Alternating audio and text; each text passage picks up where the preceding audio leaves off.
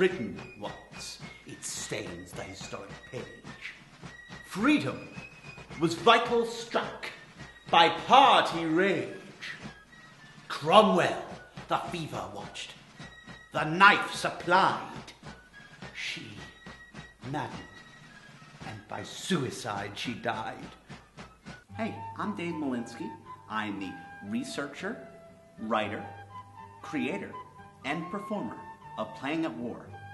Playing at War is a 40-minute one-man play about theater in New York during the American Revolution. Now, we all have our image of the Revolutionary period. You know, heroic, noble patriots, George Washington, John Adams, all those people, Continental Congress, signing the Declaration of Independence, pure, noble liberty warriors of freedom and all that fun stuff. And then, at the same time, we have the enemies of freedom and liberty, the British Army, burning towns in the name of the tyrant King George. And clearly, there's nothing good about them at all, right? Well, when you look at theater history during this time, this image that I just gave you, it flips on its head. Whatever their thoughts of human liberty, which of course included only white males with property, as we all know, they did not include the theater in their conception of liberty.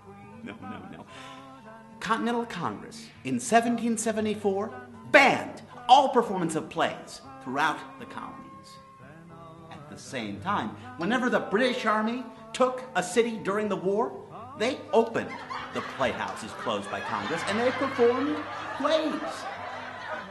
And one of the most important people who lived through this exciting time was William Dunlap. Dunlap was a teenager while New York was occupied by the British Army. He saw his first plays performed by the British soldiers, and he would go on to become America's first theater historian. This is his magnum opus. Oh, and he also did a portrait of some person. I don't think he needs any introduction. Dunlap may have taken George Washington's portrait, but he had his own opinions of the man. What if Washington caused the Great Fire of '76? Playing at War features Dunlap's life and experiences, but that's not all. It includes excerpts from plays from the period, songs, yes, I do sing, and, most importantly, prologues, monologues written by the British soldiers themselves. It humanizes these figures who, in all these Hollywood films and books, and yes, even video games, have been shown as just pantomime villains. In Playing at War, I seek to give these people, alongside the Founding Fathers and even minor figures of revolutionary America, real life, real agency. This is the gravestone of newspaper owner Hugh Gain. His New York Weekly Mercury is one of the many sources used in Playing at War.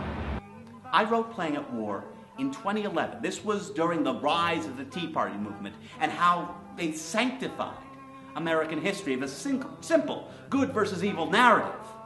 That really cut close to me. That hurt, especially as I was doing historical study on this very subject. But I knew that the theater would be the absolute best way to get the message out. And that's what I'm trying to do here in Playing at War.